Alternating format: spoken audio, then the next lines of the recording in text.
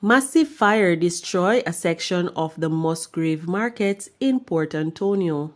Man killed while celebrating birthday. Elderly eyewitness collapses and dies. Mobe bread vendor succumbs to gunshot injuries.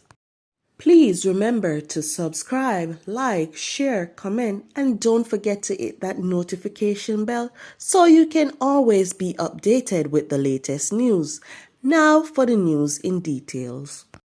A massive fire engulfed a section of the Musgrave Market and two other business establishments in Port Antonio, Portland on Sunday morning. Preliminary reports are that fire was seen coming from the market at about 8:30 a.m.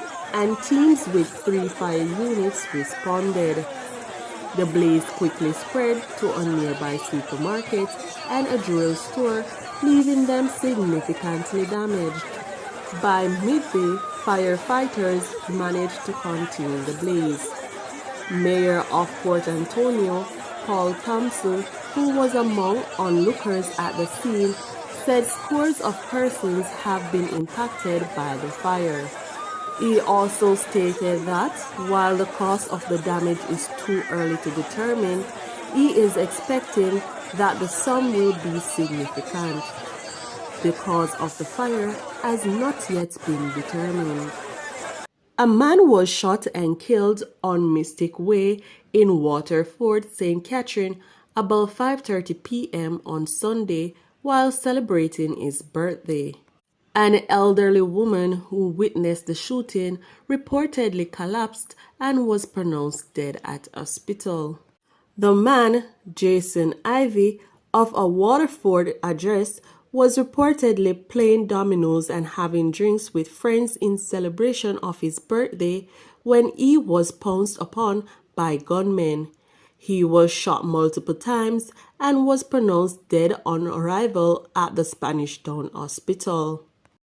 Detectives in Montego Bay, St. James, have confirmed that a bread vendor who was shot by gunmen in the town on Saturday night has succumbed to his injuries. He has been identified as 27-year-old Romario Anderson, otherwise called Ryan, of Venom Drive in Montego Bay. About 9:30 p.m., Anderson was reportedly at his location where he sells bread along Market Street when a lone gunman approached him and opened fire, hitting him multiple times. The gunman made his escape on foot. Anderson was rushed to the Cornwall Regional Hospital, where he was admitted in critical condition. He died on Sunday morning.